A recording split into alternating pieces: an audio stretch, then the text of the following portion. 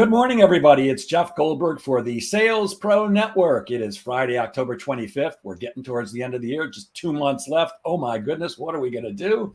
If you have not joined us before, I am a sales coach and trainer, and I work with both individuals and organizations internationally to help them increase their sales. And I founded the Sales Pro Network to elevate the profession of sales, to give salespeople a place where they can hang out, network with each other, learn, and earn. And if you've joined us before, you know that every Friday at 10 a.m. Eastern, I either do a live training or a live interview with somebody who can add value to the profession of sales. And today, my friends, is once again no exception.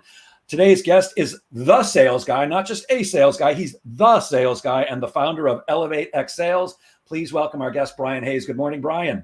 Good morning. Thanks for having me. I appreciate it. It's a pleasure, man. I said I appreciate it. It's my pleasure. I'm looking forward to speaking with the sales guy. Come on. Who wouldn't want to talk to the sales guy? There's lots of sales guys, but only one the sales guy. Yes. Funny story behind the sales guy. So we'll have to get into that. Please tell me. Well, it was actually I'm wearing it as a badge of honor. A previous employer of mine told me I was just the sales guy. I need to get in line. I'm just the sales guy.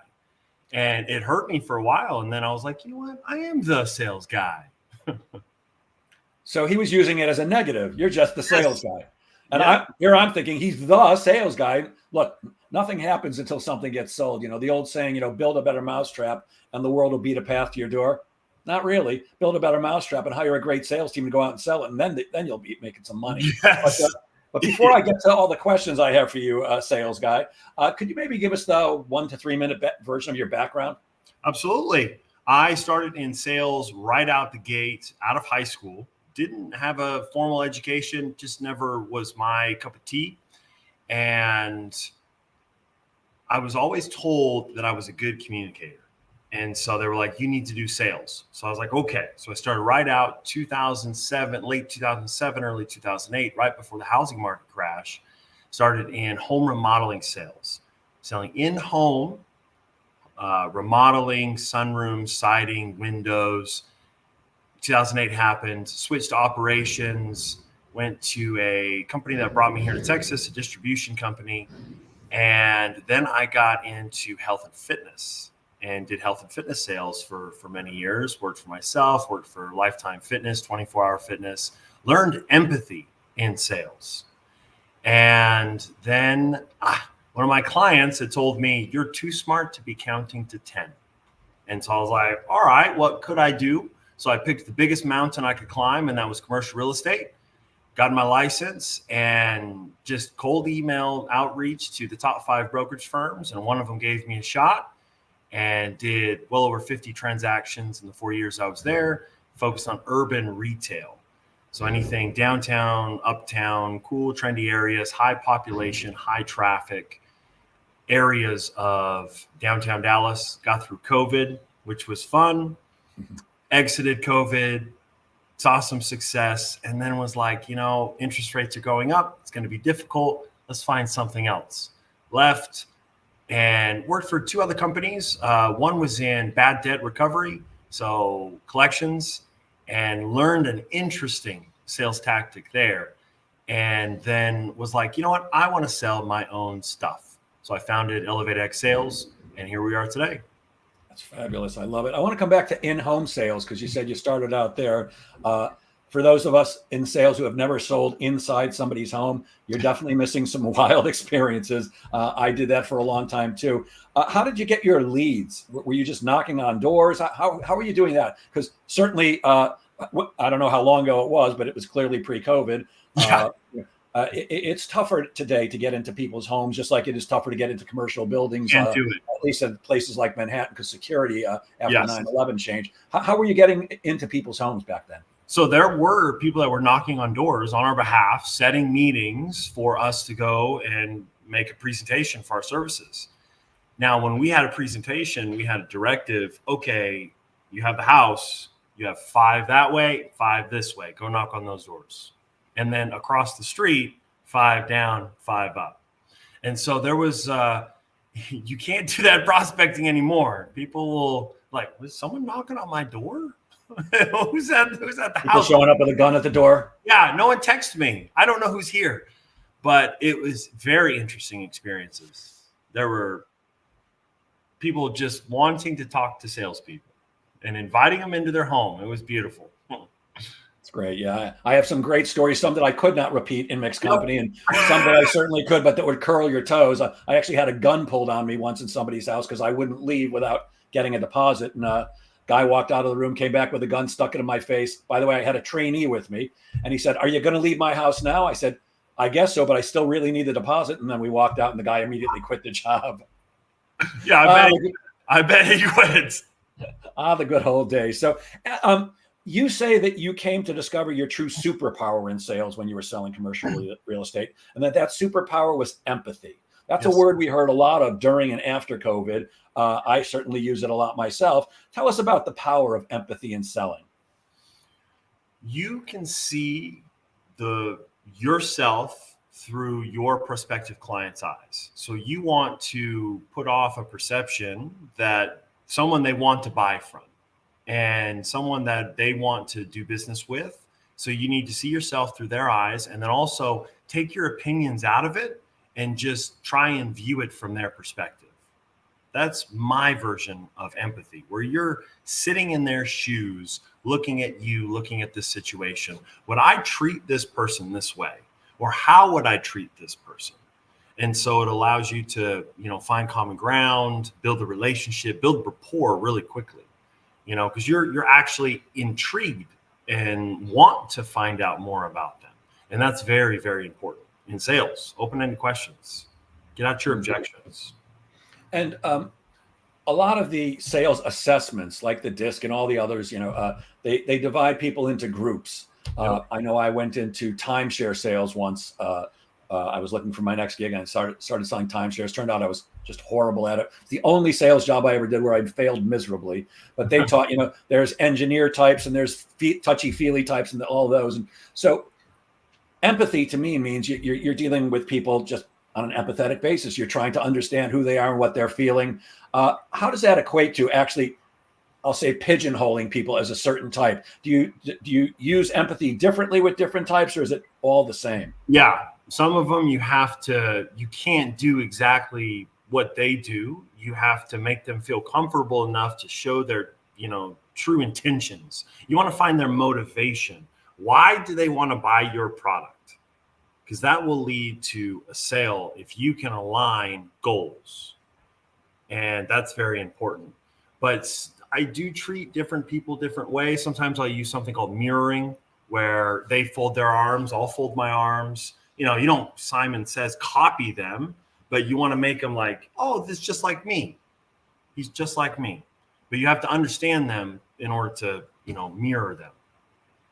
Gotcha. And you mentioned before that you were in the health and fitness market, and then you decided to change over to commercial real estate.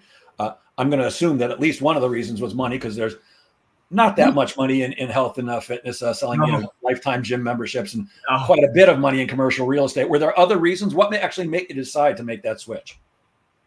I wanted to try something hard, and I wanted to do something that could affect more than one person at a time. As a trainer, your only impact is that person that you're training at that time, and then all of your client base. There's a finite amount of people that you can help. Hopefully they go help someone else in their life the same way you're helping them, but less likely. In real estate, everything is based in real estate. Every business. You're in real estate right now. I'm in real estate right now. We're functioning in it. So it's the basis of every business. And I want it to be a part of something important. And so real estate drives business. And what were the ranges of some of the deals you closed? I know, you can sell an 800 square foot, retail space, and also, monsters. What was the range? The range was anywhere between $250,000, $250,000 lease total value to just over $2 million. Was a nail salon that I did, a total value over 10 years of a lease. So $2 million for a nail salon. Yeah, they spent $1 million just on the build out itself. Wow. And it's in Uptown, very nice location. Their business model, they do really well. They pack that house, and it's a very high-end nail salon. I'm constantly stunned at how they make money, because I know you can go in and get your nails done for like 10 It's bucks. only nails. Yeah. I know. It's crazy. But they do hundreds and hundreds, and the margins are ridiculous because they don't pay their employees very much, and the cost of goods is not there. So yeah, they make lots of money. And I represented the tenant with a partner of mine, and he owns like 7 nail salons, and he's doing millions and millions of dollars a month. It's ridiculous, just in nails. That's amazing.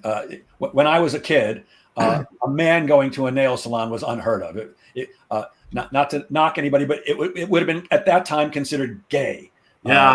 Oh, you're gay if you go to a nail salon. I got to tell you something. As an adult, I love going in and having them do it for me, and they massage your hands and all that stuff. They usually get up and massage your neck too and shoulders. Yeah. I love it. And for 10 or 11 bucks, it's like, thank you, Jesus. This is Thank you. It's right up my alley. Perfect price. Exactly right. When you started your company, which is called Elevate X, last year, your aim was to transform marketing and sales in commercial real estate. How are you transforming the commercial real estate market? Bringing AI into commercial real estate. Now, no one goes from real estate to software, and no one goes from software to real estate. So no one knows insider information about the real estate and what they need. They might know their pain points, but they don't know what they really need, which is they don't know it's a problem because they didn't know there's a solution for the pain that they're feeling. And so software is made for real estate, and real estate doesn't like the software it uses. None of it. They try to make it custom, and it's even harder. And there's so many moving parts in real estate, and it needs an AI solution, which I'm bringing to the market, which is voice AI, calling proactive marketing. So it allows you to get in front of prospective tenants instead of worrying about the brokerage community, which that's how the industry works. Half the brokers go towards the owners and half the brokers goes towards the tenants. They meet in the middle and try and make a deal, matchmaker. So they're fishing with a fishing pole. I'm saying grab a net, grab voice AI, go to where the tenants are, and just tell them about your opportunity, and setting tours, setting discovery calls with the on-site or third-party broker. So just supporting the existing infrastructure, because right now you'd have to call the broker and hope that they call you back. And then it's the first broker that calls you back on the 5 properties you're interested in. So it is a numbers game. And so you have to be quick to those leads, and you have to be first to them. And so it gives them options, because they might not see all the options in the market, because there's a lot. And I actually saw a video, which is very cool, on your LinkedIn feed, which of what I believe is your AI assistant just making a cold call. Yep. She's very attractive, by the way, for AI. I made sure to put in the prompt to generate that picture was make her attractive. Not too sexy to be intimidating, just enough, right? I get it. Yeah, just enough. But it was interesting. I mean, I'm assuming the one that you showed was not a real call with a real prospect, but somebody playing the role. Someone was playing the role. So it's a total laydown. So if it's the right time, right place, right everything, they're just going to say yes to everything. So it would take about 2 minutes to go from start to finish to book a call. Less than 2 minutes, depending on if they have any questions. What I found interesting was the AI assistant is actually responding to what the person is saying. Very, very cool. I love automation. I'm fascinated by AI, and I'm torn between, is this taking the human aspect out of sales? For example, I don't know about you. I get calls all day. I'll pick up the phone, I'll answer it, and there's like that 2 or 3 second delay. And then somebody comes on and goes, "Hi, this is Jeff." Even though I answer my phone, "Hi, this is Jeff." They're using a predictive dialer, which annoys the crap out of me. It's like, I get why they're doing it, because they're dramatically increasing their reach. They're not wasting time dialing 18 million people for the one who's going to pick up. But there's got to be a fine line between the automation that helps me, the seller, and the pissing off people like me. Because I will talk to those people, but mainly it's to give them a hard time and say, "Hey, man, if you really want to talk to me next time, as soon as I pick up the phone, say hello. Tell your boss that. And by the way, I can train you how to do that. Give them my number." Just a little plug. I like that. No, there is a pause because they're using the predictive dialer and they wait for someone to answer, and then it's transferred to a live agent. With AI voice call, that AI is making each call and it's on the line. There's no pause. So it's as if there's a normal person. So it is a different type of calling. It's not a robocall. And I wanted to announce that it is an AI sales agent on the behalf of this ownership group. Which you do. Go right to the meat and potatoes. Like, why are you have 30 seconds to talk about this property? And if you cut to the chase and you're like, I'm not trying to waste time, I'm trying to provide something. Are you interested? I think AI needs to be we're like a cyborg where it helps us do what we do better. And we don't like to do those type of calls, setting up appointments. SDR work is very hard. All of you SDRs out there, oh, I pray for you every night. I pray for you because it is very difficult, and AI can come in, won't replace you, because let's say the prospect is like, oh, I just want to talk to somebody. That would go to an SDR because they haven't set an appointment. So it's to make those dials, because that's the hardest part. Is this number associated with this person? How much time do you waste just verifying that number? Yeah, a lot. And so that is cutting the fat out, if you will, cutting out the part of our job that we don't like, and we want to sell, which is somebody's interested in front of us. Let's go sell. Yeah, one of the things I very much did like is that the AI assistant actually says, I'm an AI assistant, instead of trying to fool me into thinking I'm talking to a human. It's one of my big problems with automation. I'm guessing that, like me, you get reached out to on LinkedIn all the time by people who say, let's connect. And then the next thing you know, you click connect, you accept the connection request, and a second later, there's a message from them saying, hey, I'd love to chat with you about how I get coaches like you, a million leads with no effort whatsoever and no money invested. Let's talk about that. And I'm like, gee, how'd you do that like a second after I accepted it? Clearly, automation. Totally. And there's no personal touch there. And look, I've been selling a long time. I'm pretty sure longer than you've been alive, but yes. And a lot of things have changed. But I think one thing that hasn't changed is that people still do business with people that they trust and like.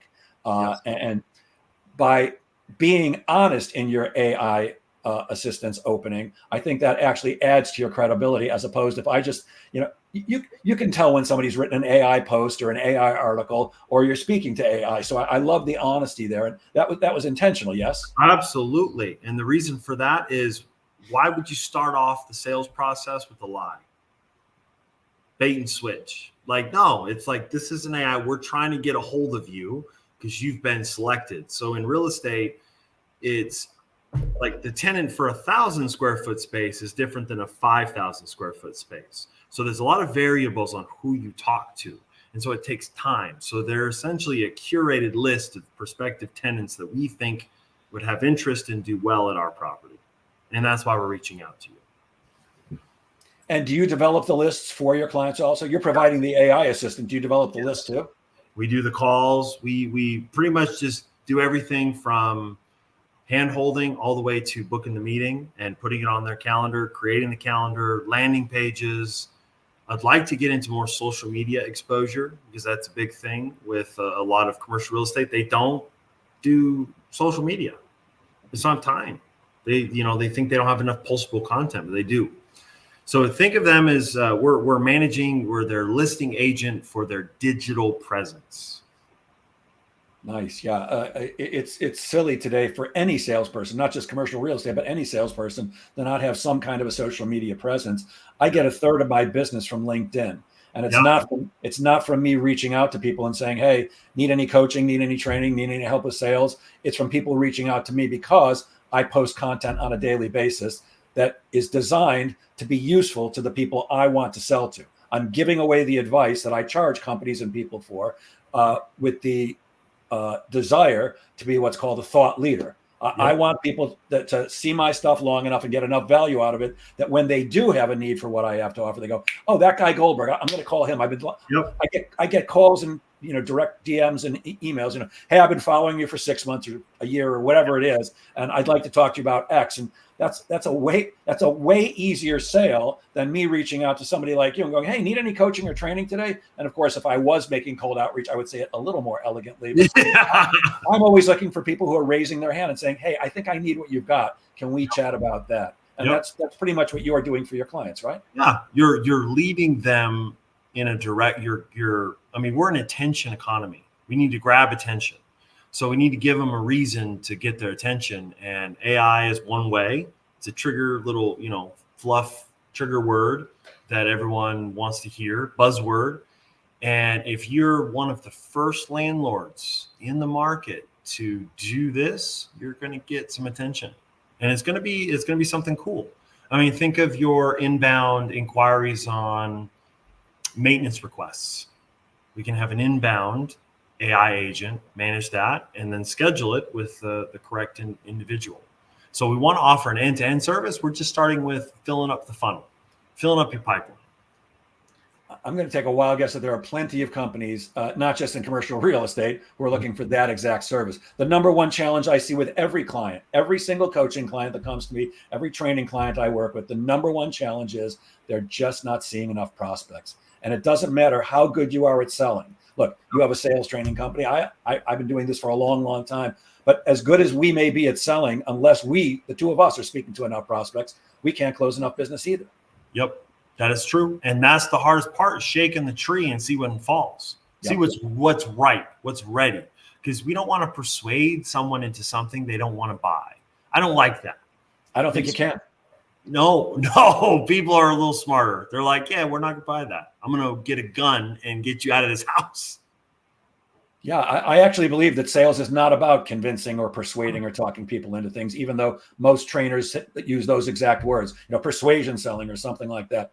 I don't think that's it at all. I believe sales is a conversation or a series of conversations leading to help the other person choose to do business with you. And I emphasize the word choose purposely because it's not my job to talk you into anything. Unless I'm willing to lie, cheat, or steal, which I'm not, I can't talk you into anything that you don't want, don't need, or can't afford. And I don't want to. I think the game is, how do I find enough prospects that are willing to have conversations with me? Because some of those people are going to go, you know what? Let's do this thing. I need that office, or I need that thing for my nail salon. Yep. Yes, I agree. That's the best way. That's the only way to sell. That's why we're driving. Doing it the right way. We're not selling snake oil. Not me. Not me. I'm not a politician. November 5th is coming up. Make sure to vote. Get out and vote.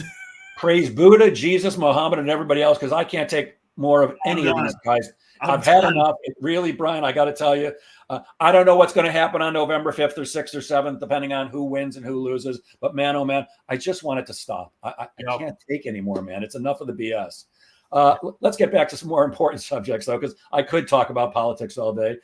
In high school, you had a swim coach who gave you advice about finishing laps. By the way, my mentor in the speaking and training business was a high school and college swimmer. He's swum around Manhattan. He swam the English Channel. So while I'm not, I swim, but not like you guys. Your coach gave you advice about finishing laps and the hardest part of doing that. What was the advice and how does it apply to selling? The advice was always touch the wall. Don't drift. So what that means is you need to do every stroke to your full power, even at the end when you're close and you're like, oh, it's just right there. And I can drift in. No, I'm going to get in. And so it's just making sure that you understand that the last part is hardest because you just swam there and back. You just did 50 yards. You just did 50 meters. You're tired. That's a lot of repetitions. So at the end, you're the most tired, and that's when you need to continue with the consistent force that you were going earlier, all the way to the end. So it's not giving up just before the end. It's playing full out all the way through. Or just showing up, and I'm just going to get whatever I get. It's like, no, I'm going for what I started. Finish what you started. Yeah, I think it was this past summer's Olympics, and I didn't really follow them closely, but I saw a video, some female runner who was, feet away from the end, and she kind of relaxed, and some woman blazed by her because she didn't see her coming, and she came in second instead of first. Yeah. my mentor Steve tells a story. Maybe you'll relate to this as a swimmer. I'll see if I can make this short. He talked about an exercise that his coach used to have them do called descending sets. Descending sets. You're familiar? You had to swim 10 laps back and forth in the pool, but each one had to be faster than the last one. Yeah. He tells us as a 20-minute story. It's highly entertaining, but the essence of it was, I started out and I was going really strong. My second lap was better than my third lap. And he goes on till he gets to about the sixth lap, and he realizes, oh man, I started out too fast. I'm not going to be able to go faster on the 7th, 8th, and 9th. And he talks about by the 7th, my arms felt like they were going to fall off. And by the 8th, and he goes on and on. By the way, he said that in between each lap back and forth, you could rest for 30 seconds. And he said he's done his 9th lap. He's on the side of the pool with his arms up on it, panting. And his coach walks over to him and says, "What's wrong, Bookbinder?" Steve Bookbinder, by the way, maybe the most brilliant sales trainer I've ever met, an amazing guy. And he looks down at Steve and sees he's out of breath. He goes, "What's wrong, Bookbinder?" And Steve looked up at him and said, "I started too fast, coach. I don't think I'm going to be able to go faster on the 10th lap." And the coach brilliantly said, "Yeah, I didn't think so." And Steve somehow dug in deep and found the strength, because this coach knew exactly what to say to Steve. Steve doesn't like letting people down. And when he said, I didn't think you could do it, he found that. But it was, you got to go all the way through. There's no giving up. Go faster as you go. Like when you're building momentum, you might as well try harder. Like as I see success or see motion in the right direction, I almost want to double down and get harder and work harder to, like they say, I had a sales manager when I was in personal training. So when you set a meeting with a new client or you sell, you have some sort of positive motion. You need to go and try and do that again, like immediately. It's like make another call, try it again, like do another one. Don't just, I did a sale for the day and then just, you're wasting momentum. Yeah, I actually, I manage teams on an outsourced basis, and I wrote to one of my teams today. Salespeople often kind of relax on Fridays. There's no relaxing. Go get them. Today's a day just like any other. Go make it happen. Today's my busiest day of the week. Mondays and Fridays. Start heavy and end heavy. That's what I think. Got it. Now, something I saw on that you posted on LinkedIn, I found fascinating. You were actually sitting in the park and making cold calls. So why the park, and why do you always seem to have a smile on your face when you're making your old cold calls when most reps simply hate doing it? Yeah. You have to find it interesting, love what you're selling, and you have to have a good vibe. Like if you have a good vibe and you're happy, you're smiling, it's going to resonate over the phone. And so you need to make yourself in a good mood. You don't have to go in the park. It was just to shake up the monotony of it. But you have to be happy. And I was just looking for friends, looking for relationships. If you flip the perspective of, I got to make cold calls, people say, think you're making more money. Like, no, that doesn't move the needle for me. It's like I'm making new relationships and growing the company that, I started, which is a resemblance of me. So I want it to be done well. So always smile and dial. That's what I heard coming up in sales. Look, there's a reason why old guy trainers like me say you should have a smile on your face, literally, when you're calling, because it's impossible to sound depressed. And I know I look like an idiot right now. For people who are hearing this on a podcast later on and not watching us live, I've got a big smile on my face, and I know I look like a dope. But you can't sound unhappy when you've got a smile on your face. Yeah. And nobody wants to talk to a mope. Nobody wants to talk to, hey, I'm in commercial or real estate. You interested in anything? There's a friend of mine. His name is Jeff Keller. He wrote a book called Attitude is Everything. Attitude is not everything, but it is damn important in sales. So if you can't put a smile on your face and have a smile in your voice, you might as well not pick up the phone at all. But you know what? Everybody should be using an AI assistant if they can't do that themselves. That's But I think you just have to be happy. Like I'll sit there and I'll dance while I'm doing cold calls. I'll say the prospect's name and try and, come up with something funny that I can think of that I'm going to say on this call. and try and visualize who this person is and get in their head before I make the call. So if you entertain yourself while you're doing it, it's not just dials and, oh, I got another no, oh, another no. It's you're collecting data. If you just flip the script, it'll be much better for you. Yeah, it's also about where you're coming from. And I mean, when I say come from, I mean deep inside your gut. I believe that we're here to serve people. And if you're working for yourself or a company that you truly believe in, like, I don't find it hard to believe in what I'm selling, because I'm selling me. I believe in me. My belief is that if you are not actively reaching out to prospects, and I don't care how you do it, there's a million ways to do it, and cold calling is only one of them. But if you're good at what you do and have something valuable to offer people, then you're doing people and yourself a disservice when you don't pick up the phone, send an email, whatever method you're using, you're actually ripping people off as well as yourself. I believe that anybody who decides to engage my services has made a smart decision, because I'm going to work very hard to get them the result they're looking for. So if you believe the same way about whether it's commercial real estate or anything else, or your AI system, anything that we're selling, you're actually ripping people off by not letting them know about it. You owe it to people as well as to your own pocketbook, don't you think? Yeah, absolutely. That's another way to look at it. It's like, you have to. What are you doing? You just gonna sit around and not help people? There's people out there who I know need my help. Look, I know I'm not for everybody. If you don't like wisecracking Jews from New York, I'm probably not your guy. But there's lots of people who need assistance with setting appointments for commercial real estate, and a lot of people who need sales training and all the stuff that we offer. If you're not actively reaching out in some way, you're hurting yourself and the people who you could be serving. Absolutely. About a week ago, you shared a post by somebody who I greatly respect, Alex Hormozy. And for those who don't know him, I'd like you to tell people about him, but I'd like you to also talk about the quote, which was, "If you have no money, you should have no shame," which I found an interesting quote until I looked at the information below it. So for those who don't know who he is, could you tell us who is Alex Hormozy and what was that quote trying to tell people? Alex Hormozy is a big muscle-bound guy. I don't know what he's doing, but he's doing something great. He's got something on his nose, and he helps breathe or something. One of those strips, the breathe strip. Yeah, whatever. But he is a business owner, acquisitions.com. He started in health and fitness, actually, and opened up a gym, failed, opened up a gym, and failed, and then saw some success with business and his scaling his own business, and provides insight into sales, into business management, into understanding a person.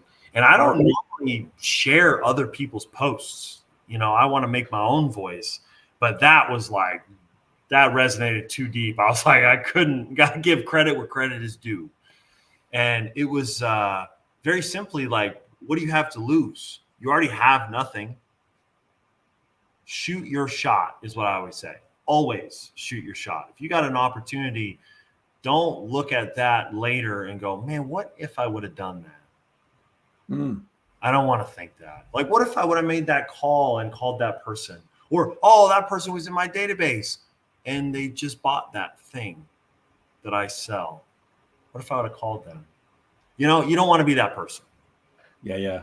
I saw it just slightly differently. I think he was giving advice. if you have no money, you should have no shame. He's saying shamelessly call, shamelessly. Yes. If you're broke, you can't afford to have shame.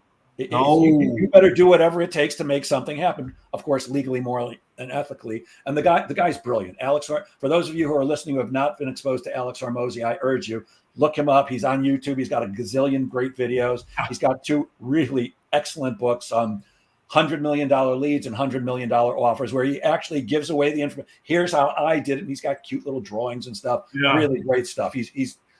I follow Alex Hormozy, and I think you should too. Me as well. And he's a killer, man. You're right. He's a big muscle-bound guy. Real muscle guy, and he loves showing his legs. This is man. Yeah. Yep. And he's always wearing, Adidas sandals. He dresses like a pig, but he's unless he's full of crap, which I don't think he is. He's wealthy beyond belief, and he's built everything from scratch, and he did it out of nothing's working. I got to make something happen, and have to. He does not let anything stand in his way. Very cool. You recently hired an associate into your business. I forgot his name exactly, but you say he's got a no look back, full speed charge into the business abyss. So what is a no look back attitude all about? What is the business abyss?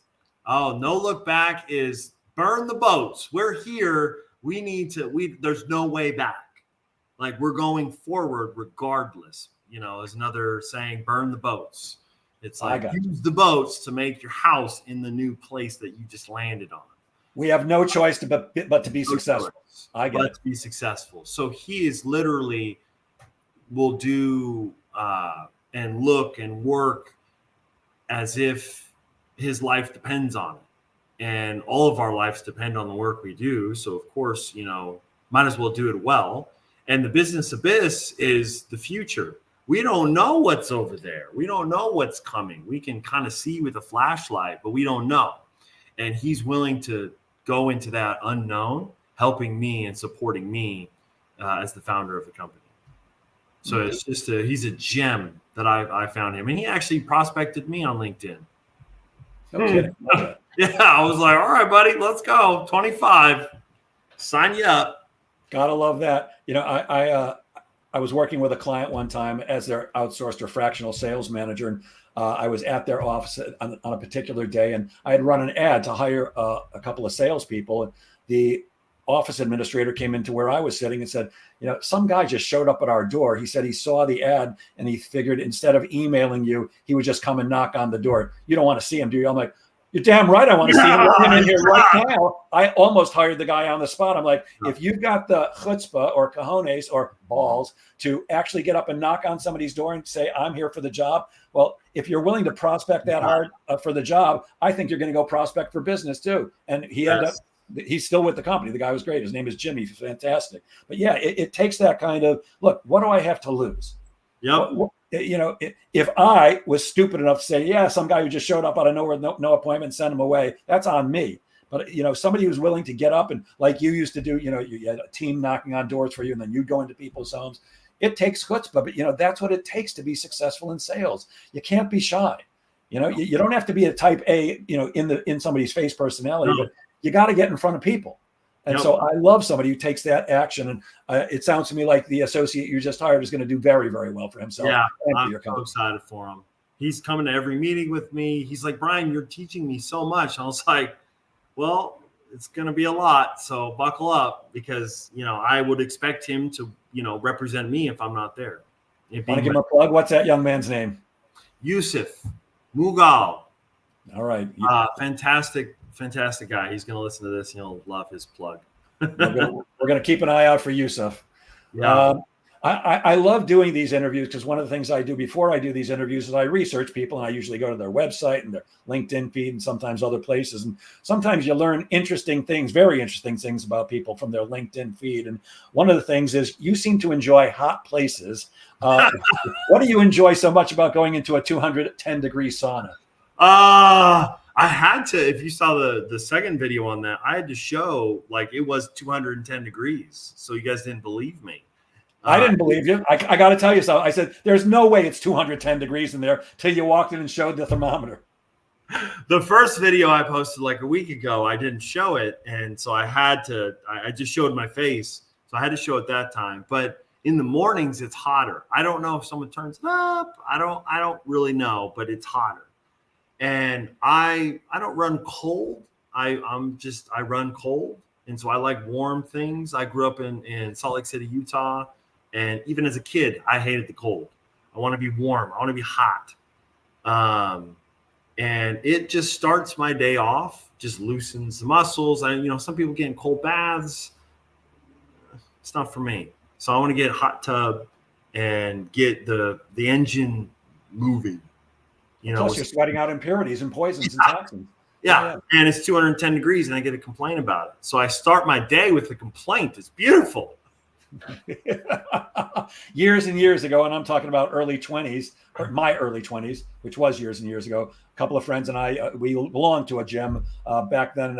I don't think it's in existence anymore. It was Jack LaLanne, who was a famous TV fitness trainer. And they had a, hot tub, and they had the steam room. And we used to go in, and, you'd be sitting there and sweating. And then it was always some old guy who'd walk in, with a big belly, and he'd take a ladle of water and he'd pour it on the stones, which would make it steam up even more. That guy. And we'd be like, oh, Jesus, you're killing me, man. But yeah, it does feel great, especially when you walk out and it's like, there's a great feeling about sweating out some of that stuff. Yes. And it starts your day with, movement, but it starts your metabolism, starts everything. I just like the heat in the morning, work out a little bit, get your body moving. You have to start with your routine. That's the most important. And that's part of it for me. Gotcha. Now, I actually co-authored a book on setting and achieving goals. And most people focus on goal attainment, which, of course, if you're going to achieve a goal, you need to attain it. But you speak about goal alignment. What is goal alignment as opposed to goal achievement? And why is that so important? Goal achievement is very selfish. Goal alignment is let's go get that for you, and let's go get this for me. So it's almost like hitchhiking. It's like, hey, you're going in that direction, might as well take me, and we'll split gas. It's let's benefit each other while we're going in the right direction, even if it separates at one point. It's like we might as well ride together. And that's more important because it could change and evolve, and that builds relationships. In my perspective, wealthy individuals trade money with relationships. I'll say that again. Wealthy people trade money with relationships. Introduce you to this person, introduce you to that person, both do business with you, change your business, improve your business, and then you owe them back. So then you need to bring value to them.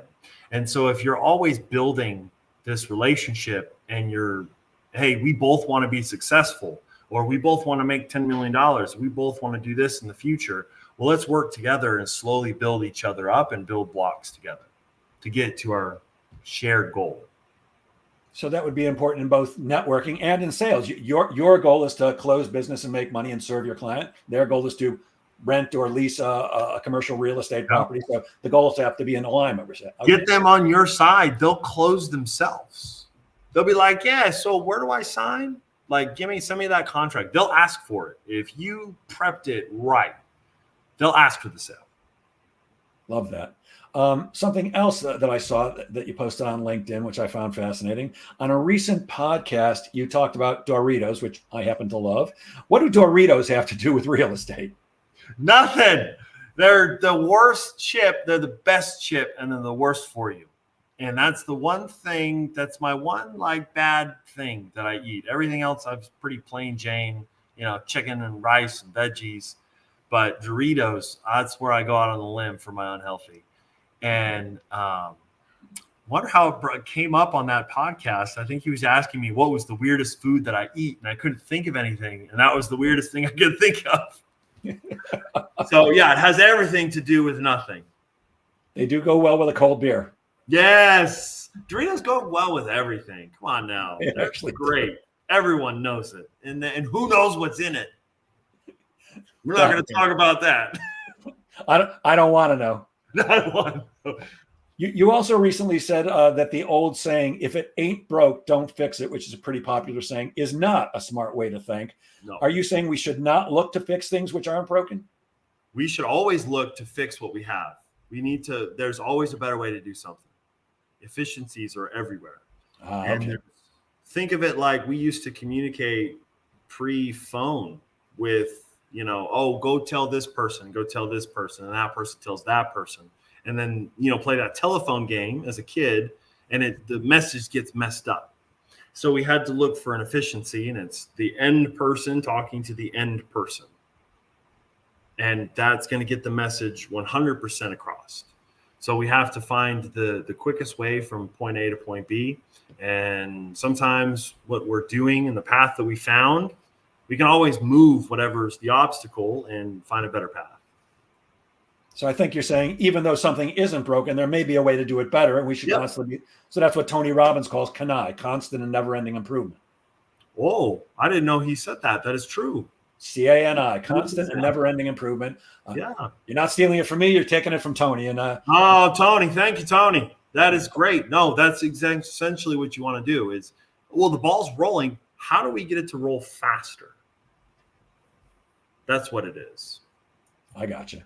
Speaking of fast, time management is often a challenge for sellers. When I do live training, one of the things I do is I'll introduce myself, and I let the people in the room introduce themselves. And I'll always ask, when you introduce yourself, tell me how long you've been in sales and what's your biggest sales challenge.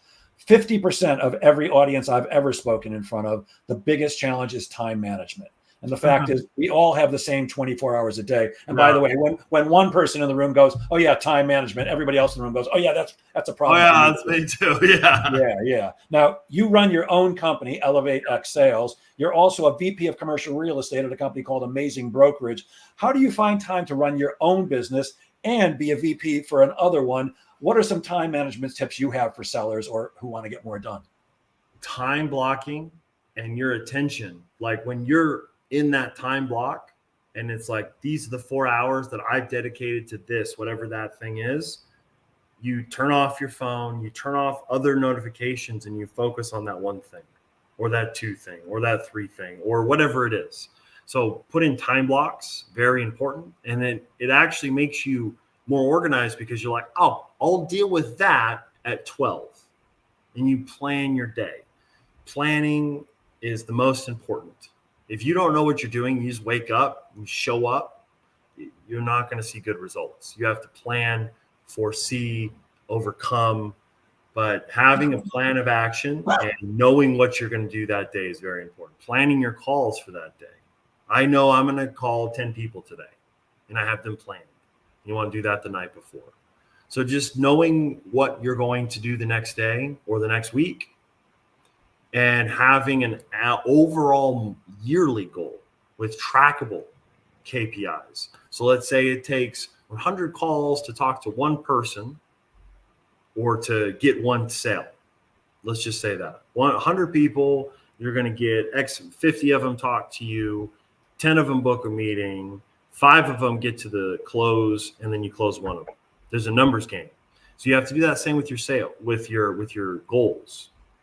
And for your yearly goals, what you're doing for this company versus that company, and just managing the achievement in those small tasks every day. And time blocks are the best things to do it. Yeah, with both my coaching clients and my training clients, I always teach them, never leave the office today, or no, if you're working from home, never shut down for the day without having your day completely planned tomorrow. Because if you don't, you're going to get less accomplished.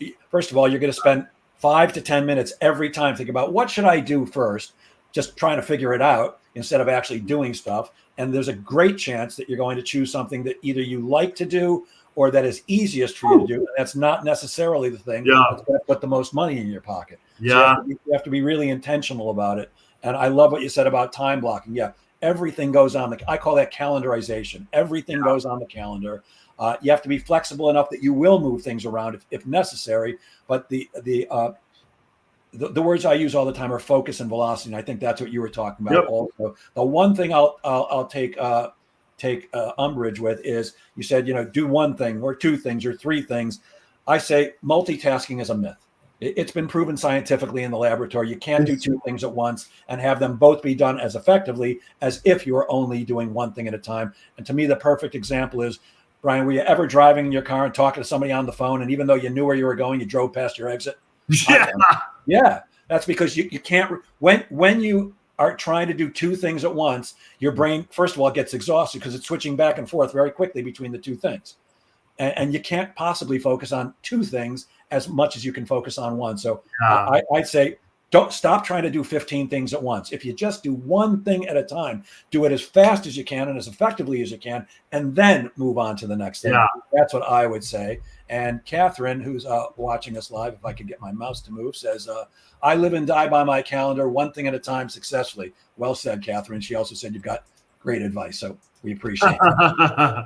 She's like, Bryan, one thing at a time, not 4, 5, 6. I'm thinking the tasks that you have to do at that time block, is how many things you need to focus on, your attention on. But yeah, taking one thing at a time, one rep at a time, one action at a time. Yeah. You also live by the motto, risk everything or gain nothing. Can you elaborate on that one? I have that tattooed on my body, as a matter of fact. I have said that since high school. I read a book, and it was by a French, I don't want to say philosopher, but back in the early medieval 1300s, and risk everything or gain nothing.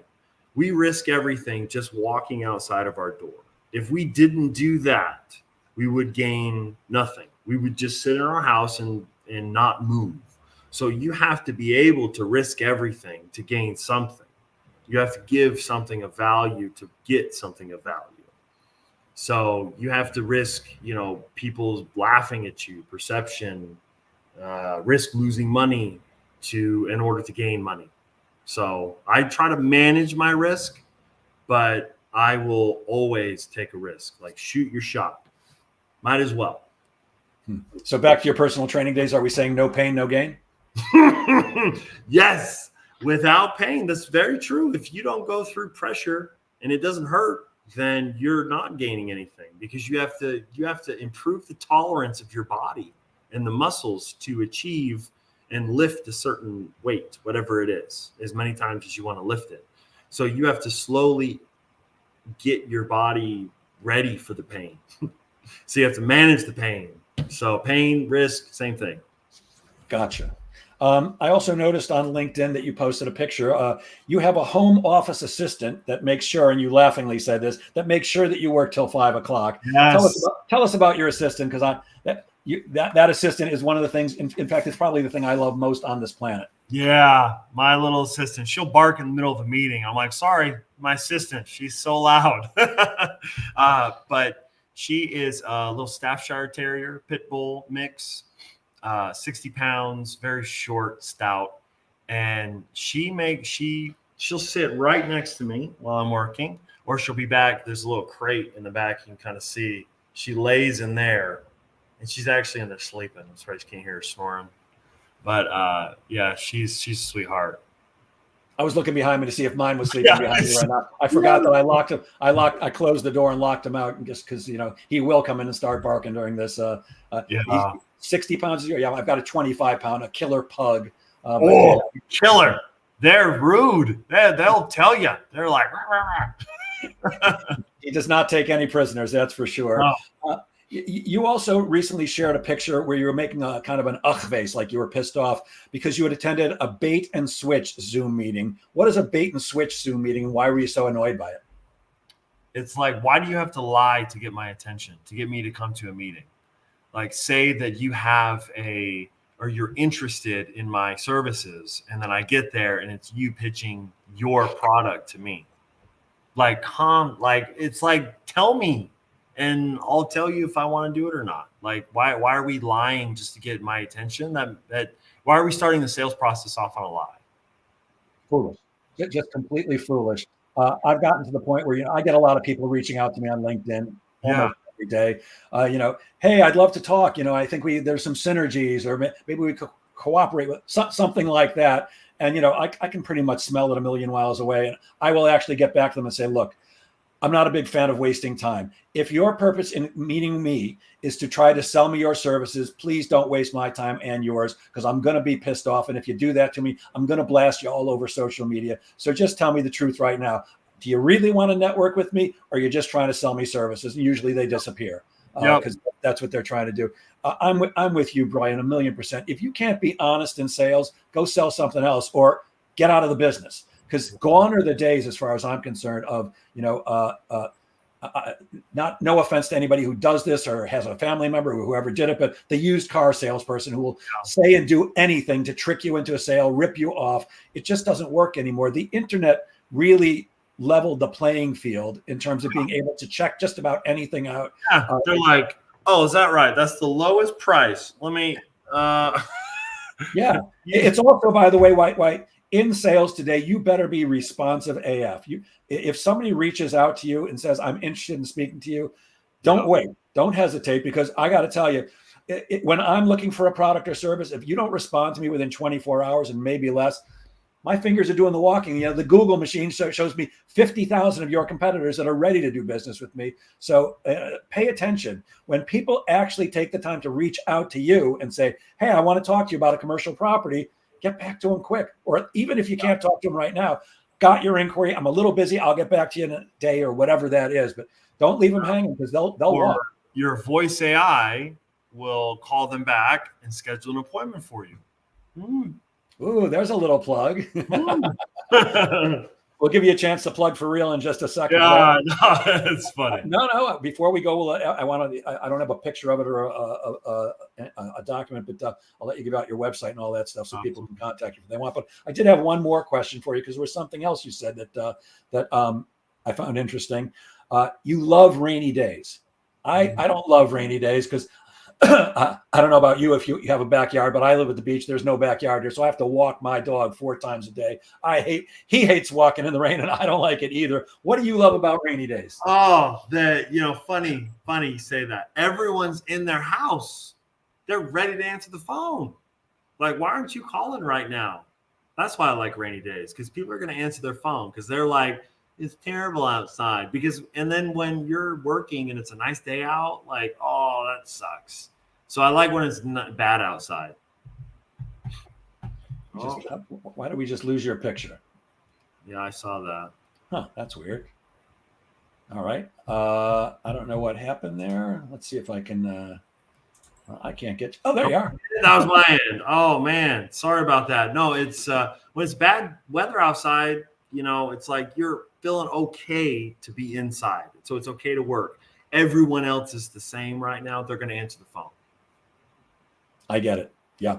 It's like if you're knocking on doors, a snowstorm's a great day because they're already at work and they're not going anywhere. Yeah. And they're probably like, why are you walking outside?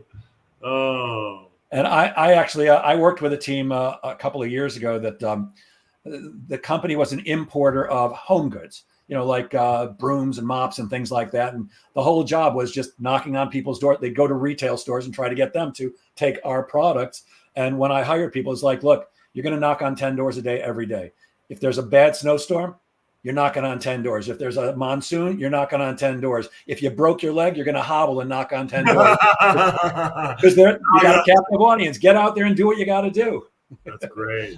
Bryan, before we go, I would like to give you a chance. If people are interested in speaking to you, whether it's about commercial real estate or your company, ElevateX, or anything else, what's the best way for them to reach you? I would say email Bryan with the Y, Bryan, at elevatexsales.com. That's my website as well. Website's being developed. It's going to be great. Coming by the end of this month, actually. So we got 5 days releasing the new website. But some great information. But reach out to me directly. Find me on LinkedIn. Happy to connect and answer any questions you might have about commercial real estate. If you're interested in it, if you own, and if you know someone that owns that could use some voice AI, happy to help. Got it. And would you like to give out a phone number? Yeah, 972-399-6448. That is my mobile. That is patching you through to the bat phone. So give me a call. Bryan Hayes, thank you for sharing your brilliance so generously. And I'll end as I always do, gang. Please remember that sales is a game of making things happen. Get out there and make sales happen. Have a great weekend, everybody. Have a great weekend, Bryan. Thanks again. Thank you.